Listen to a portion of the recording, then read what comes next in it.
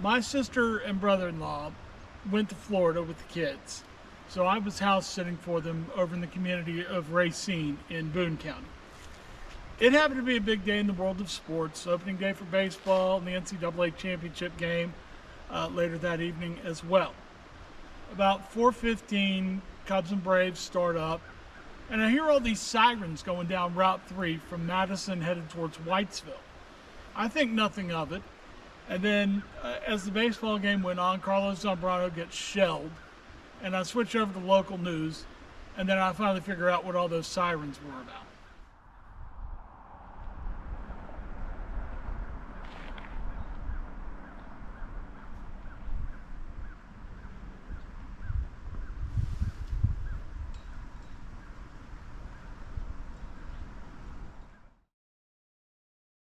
Hey y'all, my name is Adina Barnett Miller, but I'm known to my students as Mrs. B. I've been passionate about West Virginia history for as long as I can remember, but my mom would tell you it all started when I was 3 years old and she bought me a West Virginia counties puzzle at Gino's Pizza. I've taught history in Ripley, West Virginia for over 20 years now, and I'm an adjunct professor who teaches college West Virginia history to high school students.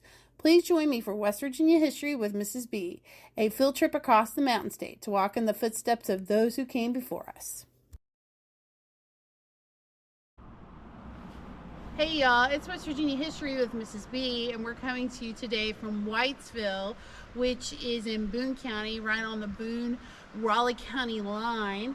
And we are going to talk about another West Virginia hard topic, and that is the Upper Big Branch mine disaster, which took place in April of 2010. And so we are at the beginning of the memorial for the miners who lost their lives in the Upper Big Branch mine disaster. And so we're going to talk a little bit about what happened in these interpretive signs. So this sign explains what happened to make the explosion happen. We've talked about this before in other videos. Mines are gassy, and so it could be any spark that can cause an explosion. So here's what the sign says. It says, every mine explosion leaves behind a footprint that offers clues to investigators as to where the blast originated and how the force traveled from the ignition point. The footprint left at the Upper Big Branch mine tells the story of an explosion that started with the ignition of a very small amount of methane gas, and it was fueled by the coal dust that had been allowed to build up for miles through the mine.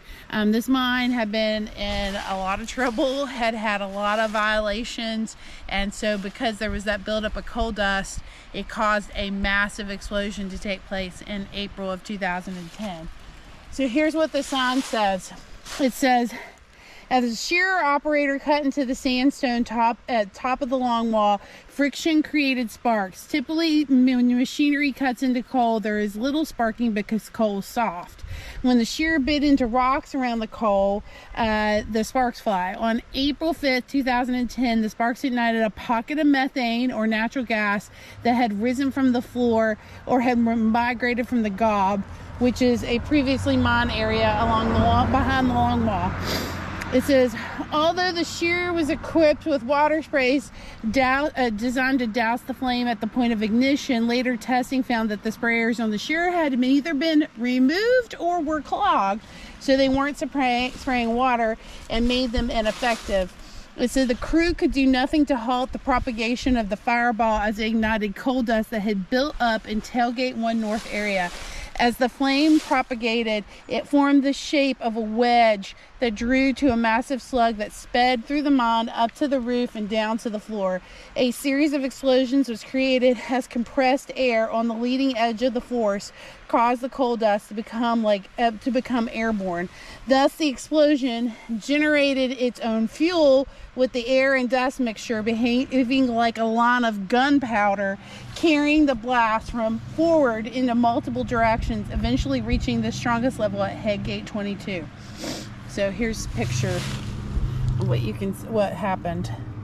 And it says, when a mine explodes suddenly with great force like an Upper Big Branch, methane is immediately suspected as the primary cause.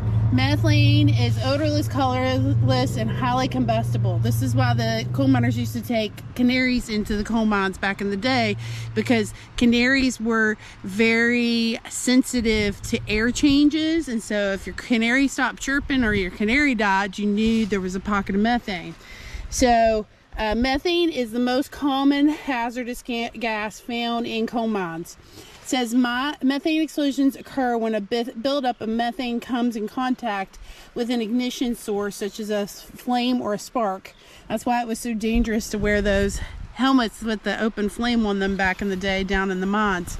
It said, because sparking is common in the mining process, history is replete with methane explosions. It says small methane ignitions do not have to turn into a major explosion if mine operators adhere to basic safety measures, such as maintaining ventilation, removing explosive coal dust, spreading the required amounts of rock dust, and ensuring that water sprays on mining equipment are kept in good repair and function properly. These basic safety systems at Upper Big Branch led to which was a minor flare-up of methane, led to the nation's worst coal mining disaster in 40 years. So this plaque here talks about a timeline of what happened. I don't know about you all, but I watched this play out on the national news and also through local news coverage, and it was just devastating to watch. We just, 4 years earlier, had watched what happened out at Sego in Upshur County, and so this was eerily reminiscent of that.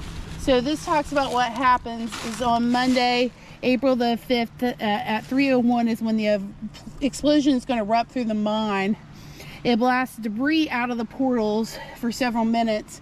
Carbon monoxide monitoring system alarms and fan records show a major disruption to ventilation. So from 3:05 to 3:30, there's going to be a phone call placed to MSHA, which is Mine Safety and Health Administration, as well as the West Virginia MHST, the Mines Health and Safety and Training, to the emergency hotline. And they report an air reversal on the belt line and CO 50 to 100 parts per million. And so performance coal personnel are going to enter the mine from the Ellis portal. Four others enter from Upper Big Branch. And so, by the way, I should mention MSHA, the regional headquarters is in Beckley. So this mine is in Raleigh County, right on the Boone-Raleigh County line. So it wasn't that far to Beckley from where this explosion took place. So at 3:30, a group of trained Massey Energy rescue personnel arrive. They enter the mine. They discover a man trip and begin evacuating victims. At 4:22, the Whitesville Volunteer Fire Department receive a phone call requesting an ambulance, and it gets to the mine eight minutes later. 4:30 to 5:30, MSHA arrives, and they issue a control order, and the mine rescue plan allows for 2 rescue teams to enter the mine, and they establish a fresh air base. And then that night, family members are going to start gathering at the Marsh Fork Safety Building, and the press begins to assemble at the Marsh Fork Elementary School, which is over on the Raleigh County side. So rescue teams advance into the mine, encountering very high levels of carbon monoxide on the tail side of the longwall. And then that night, between 8 and 10 p.m., officials conduct the first briefing for families, and Massey Energy issues a news release detailing initial estimates of fatalities and unaccounted for miners. And mine rescue teams continue to advance into the mine. And then at 10:30 and 11:30, they find that the refuge chamber located near the longwall had not been deployed. And then from 11:30 to midnight, rescue teams near HD 22 sections report their gas detectors are over the range for both carbon monoxide and methane, and the command center ordered them out of the mine because it was too dangerous to be in there. So then, in the middle of the night, that next into the morning, at 2:30 to 3:30, all the rescue teams are going to exit the mine. State officials speak to the families, and they indicate the number of deceased and missing. Then at 6 a.m., Crews are going to begin drilling boreholes so they can monitor from above. And then at 9 p.m. that night, they say no unusual underground noise was detected by seismic equipment. They were listening for sounds of these miners from, through seismic detection. Then we get into Wednesday. We're going to see drilling and monitoring. There's going to be briefing happening by Massey and MSHA and state officials. Then on Thursday, between 3:30 a.m. and 10:30 a.m., the rescue teams are going to officially be able to go back into the mine and search for 4 missing miners and begin the recovering effort. It says gas readings at the borehole show explosive levels. And then rescue teams had to go back out. And so there will continue to be briefings. Then on Friday, it says 12:30 a.m. to 5 a.m. The rescue teams are going to be allowed to go back in again. But then they, of course, detect high levels of carbon monoxide and smoke, and then they're ordered back out of the mine again. And from 11 a.m. to 4 p.m. So this, of course, took place on Monday. We're now at Friday. We're going to see funeral services start to be held for some of the miners that were lost in the explosion, 7 that they knew of.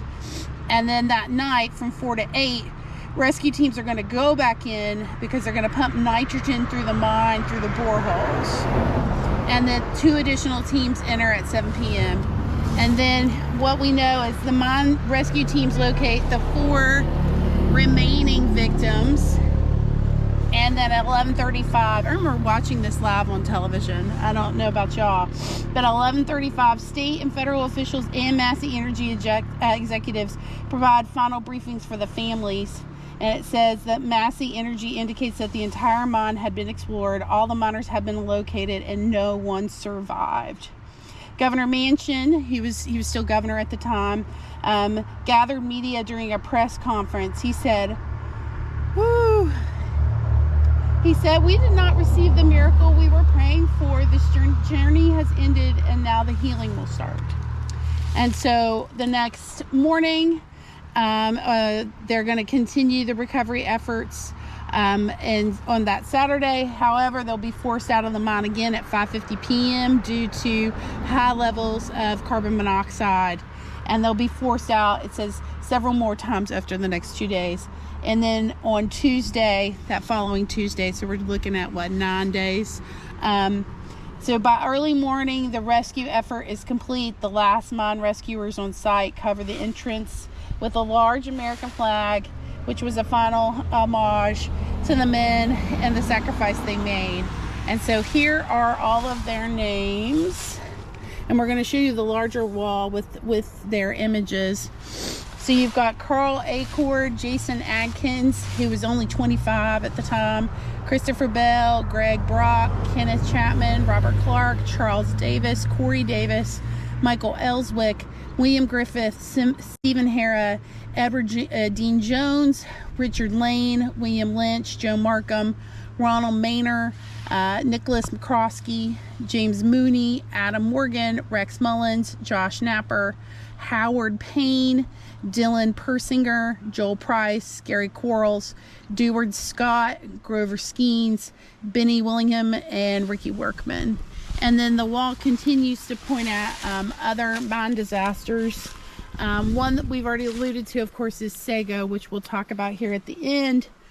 But it brings up the big one in West Virginia history, the biggest one in West Virginia history, which is the Monongah mine disaster, which happened on December 6, 1907 at the Monongah number 6 and number 8 mines in Monongah. By the way, Monongah is in Marion County. And so this is going to be another one of those methane explosions that happens. This explosion is so bad. It says it caused the earth to shake as far as 8 miles away. It shattered buildings, pavement, hurled people and horses violently to the ground, knocked streetcars off its rails. This is still the worst mining disaster in United States history. They say 362 men and boys died, but I've seen a lot of historians who say it's a lot more than that, because not all the bodies are going to be brought out of the mine. And so Monongah, number 6, number 8, are on the west fork of the Monongahela River. They're 6 miles south of Fairmont. And the mines were connected underground. They were considered to be model mines because they were the most up to date. And they used electricity for coal cutting. It points here, they were ventilated with mechanical fans. The Marion County coroner's jury, after hearing from numerous witnesses, concluded the victims of this disaster died from an explosion caused either by a blown out shot or by ignition explosion of blasting powder in number 8. And this disaster leaves more than 1,000 widows and children in Marion County. Then we've got another one that it points to. This is going to be another bad one, is the Eccles disaster. It's in Raleigh County. Eccles was in Raleigh County. This one's in 1914. This is the New River Colliery Companies. That says here, a miner in Eccles number 5 blew a hole through a barrier of coal in an effort to shorten the distance between his assigned working areas, effectively shortcutting the mine's ventilation and allowing methane to accumulate. And another miner's open flame light, which they wore on their heads, ignited the gas, sending off a violent explosion that killed 174 men in number 5. And the mine was connected with Eccles number 6, operating in another coal seam, and 9 men are going to die in number 6 from injuries and afterdamp. And it says the deadly gas left after a mine explosion, which that's afterdamp. It says reaching the first casualty took 4 days. A massive recovery effort required a temporary morgue to deal with the body identification. It says an urgent search was made to locate enough coffins, and government mine officials joined local volunteers, and Governor Henry Hatfield traveled underground with some of the exploration parties. It's the second worst mining disaster in West Virginia history. There are pictures from like Eccles and Monongah where like the streets are just lined with coffins because there are so many people whose lives were lost. And then here's the big one, which is Farmington, 1968. I was just watching a video about this the other day. Farmington took place November 20th, 1968. It was a gas and dust explosion in a consolidation or console mine up in Marion County. This is another one in Marion County. And it says it was near, the mine coal seam was near Farmington and Mannington. It says a large cloud of black smoke and red flames spewed from the pit opening, and rock and debris were catapulted from the mine. 21 miners managed to scramble to safety, but 78 men were not as fortunate. And of course, attempts were to rescue people were delayed because they couldn't get the fires extinguished because coal is a fuel. And it says for days afterwards, rescue crews from across the coal fields worked amidst the debris, some of it dangerously unstable, looking to find and dig out survivors. This is so gut-wrenching. Finally, after 9 days, the mine was ordered to be sealed, a step that had been delayed out of consideration for the relatives of the men. The mine was reopened a year later, and most of the bodies removed, although 19 miners were never recovered. It says legal and political consequences were profound. What's really important to remember, 1968, this is going to be the first coal mine disaster to go national in real time because we now have satellite trucks and you can watch what's happening anywhere in the country live on television. And so this is going to be the first coal mine disaster to come into people's homes, and basically they're going to see these flames and the smoke billowing out of the mine shaft, and it is going to, it's going to upset the whole country. The whole country's glued in and watching, just like with what happened at Upper Big Branch as well as at Sago. And so what's going to end up happening is, because of what happens at Farmington, a mine safety conference was convened in Washington, D.C. to discuss working conditions in the nation's coal mines. As a result of the disaster, we're going to see mine safety legislation brought up in late 68, early 1969, and Congress is going to, in the Nixon administration, pass the 1969 Coal Mine Health and Safety Act, which that's the basis for the rules and the laws that are in place today. That's the operating book under what MSHA operates under. And then the last one here is Sego. Sego is in Upshur County. That's going to be an explosion that happens in 2006, January 2nd, 2006. This is one that's going to go global on the news. This explosion is going to kill 12 men. The initial methane blast was at 6:30 a.m. that killed one worker. 12 other men sought refuge. They built these curtains to try and keep out the carbon monoxide. But by the time rescuers got to them, 41 hours later, all 11 men were dead, one survived. And the gut-wrenching part, the most gut-wrenching part, I remember I went to bed, we thought that everybody had been found, everybody had been saved. Officials believe that all 12 survived, and that's what went out to the press corps. And what really happened is one survived and 11 perished. And so it said that they gathered at the Sego Baptist Church, and nearby families heard erroneous information about and celebrated the survival, and it spread worldwide. And then in reality, the mining officials announced that 11 were dead and only one survived. This coal mine, which is just south of Buchanan Upshur High School in Upshur County, was owned by International Coal Group. So it says they later concluded a lightning blast ignited the methane in the mine. So, and this mine's so big it actually goes under Buchanan Upshur High School. All right, so now we're with the main Upper Big Branch Mine Memorial, and so I want to show you a couple things to get ourselves started. And one is this beautiful sculpture that was put here. And it's dedicated to the first responders and the mine rescue teams that came to aid the fellow coal miners who were at Upper Big Branch. I mean, they all came immediately as soon as they were called. And I mean, and as you saw on the sign, they're going to go in and the conditions are going to be terrible, and they're going to have to come back out repeatedly for days as they're trying to get in to hopefully save their fellow miner. I'm going to show you more of this memorial. It is just a beautiful place to come here in Whitesville. It's right along State Route 3.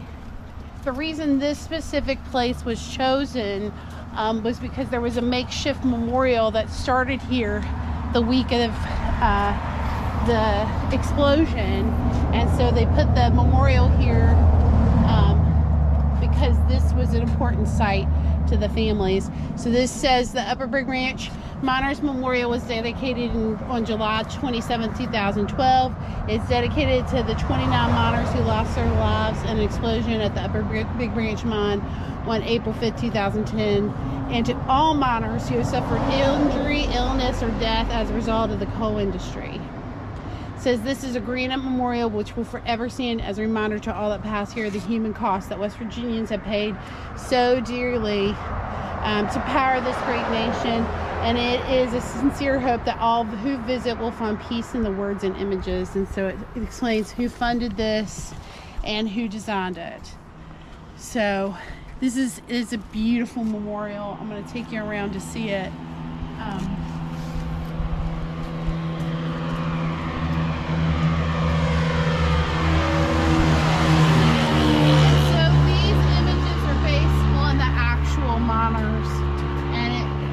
Has the quote, "Come to me, all you who labor, and I will give you rest," which is a biblical quote.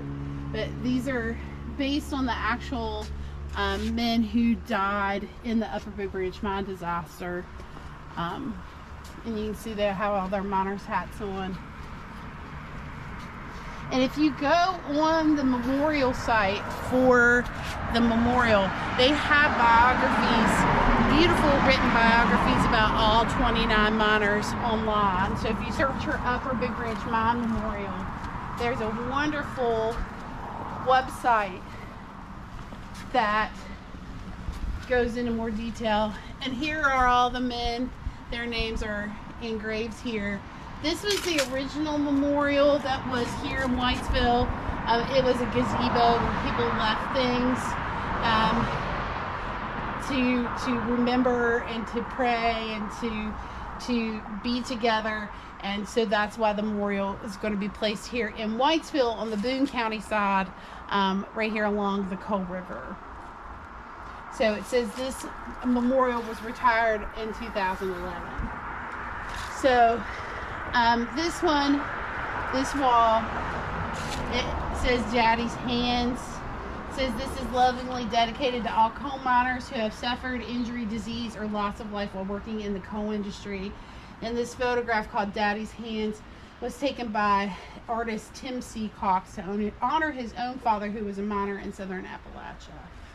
And then the back of the wall here gives some history of coal and the coal war, coal miners and the history of coal. So it points out that the beginning of coal here in West Virginia, I mean, let's be honest, the indigenous people knew they called them fire rocks. They knew that coal existed, and that John Peter Sally came down the Coal River, so what is now Peytona and Boone County, and he wrote about coal. So he's going to be the first European to write about the mineral that would define this region. And so it talks about the first coal boom is of course not going to happen until after the Civil War.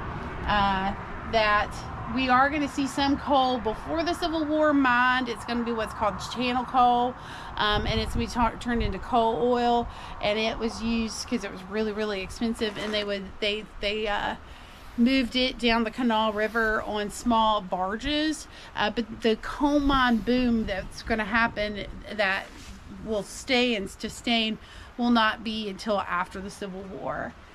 So, and as it says here, this pre-Civil War this coal is going to be shipped at great cost. So it's not going to be a ton. So then it talks about the fact that as we've talked about repeatedly, what comes first, the coal mine or the railroad? It's going to be the railroad. That in 1863, when West Virginia became a state, 90% of the population lived on farms. By 1870, there were only 85 coal mines.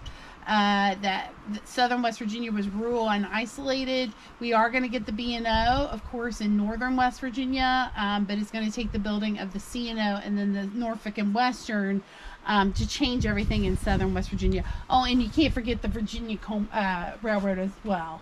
So they're going to bring in coal miners on the railroads and ship out coal.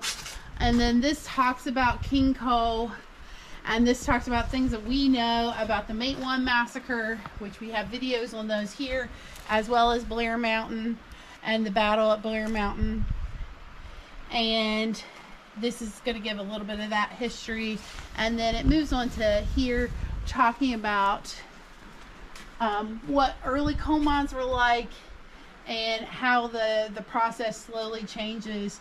So it says, co-operators enticed workers to move to West Virginia from Virginia in the Deep South. Those are African Americans. About 25% of the total coal industry, workers in the coal industry, will be of African American descent.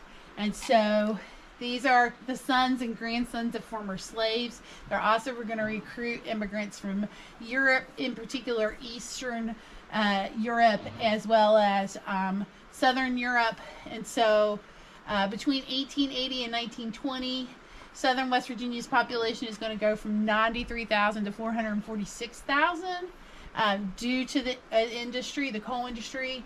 And we're going to see 25 nationalities move into the coal fields, and these include Italians, Hungarians, Polish, Austrians, and Russians.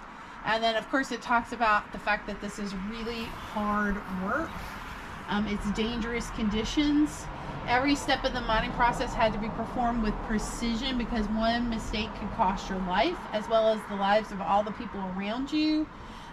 Miners were almost always men due to superstitions and laws that prevented women from going into the mines. They said it was bad luck, and that oftentimes boys younger than 12 years old were even working in the mines or working beside their dad in the mines, because early on the mines were what you made was based on the tonnage of coal that you produced. It wasn't like you got paid for shift work. And so boys would go in and help their dads so that they could help their dad make a wage. It talks about the mining process here, that your workspace was generally called a room. It was high as the coal seam and the Pocahontas seam. This could be 10 feet high, but in Kanawha and the New River, it could be no taller than 4 feet. If you go to the exhibition coal mine in Beckley, I think it's like 36 inches. So you were on your hands and knees because the roof was so low.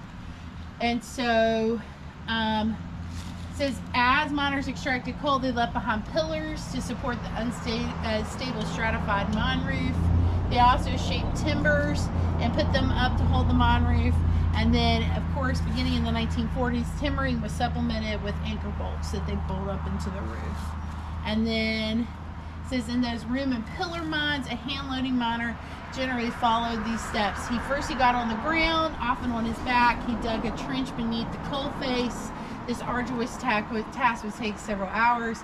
He then used the breast auger, which we show you in the Mine Wars video, to drill holes into the face. And then they placed black powder into the holes. He inserted a tamping rod and needle to pack the explosive with clay or dirt, leaving a fuse behind. Taking refuge behind a pillar, he lit the fuse and waited for the blast. And the explosion loosened large blocks of coal, which fell into the trench.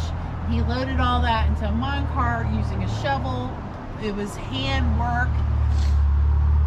And then he loaded, the car held about 1 ton of coal. Each car, of course, varies.